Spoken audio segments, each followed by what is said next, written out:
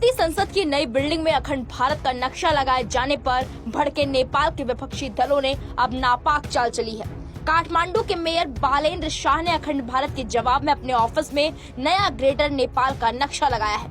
इसमें यूपी और बिहार के कई इलाकों को नेपाल का हिस्सा दिखाया गया है। वहीं नेपाल की सरकार ने अब तक इस मामले में कोई प्रतिक्रिया नहीं दी है, लेकिन विपक्षी दल इस पूरे मामले को बेवजह गरमाए हुए हैं।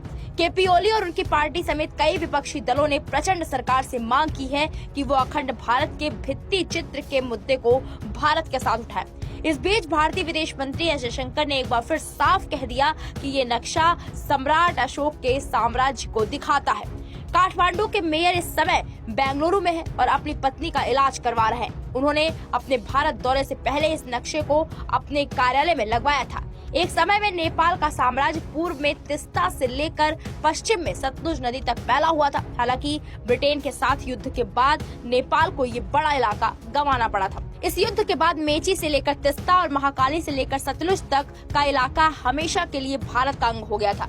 इस नए नक्शे में यूपी का गोरखपुर और उससे लगा इलाका और बिहार के कई इलाके नेपाल का हिस्सा दिखाए गए हैं। मीडिया रिपोर्ट्स के मुताबिक नेपाली मेयर के कार्यालय में लगे ग्रेटर नेपाल के नक्शे में पूर्व में तिस्ता और पश्चिम में कांगड़ा तक का भारतीय इलाका दिखाया गया है।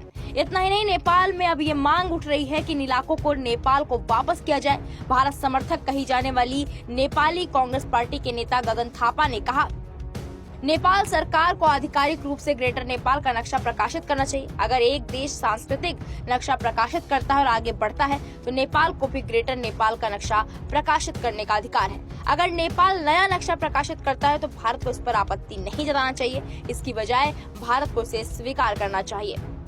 इस पूरे अखंड भारत विवाद में हाल ही में नई दिल्ली की यात्रा पर आए नेपाल के पीएम प्रचंड ने भारत का बचाव किया। उन्होंने कहा, हमने इस मुद्दे को भारत के साथ उठाया है, लेकिन इसकी डिटेल हम मीडिया में प्रकाशित नहीं कर सकते।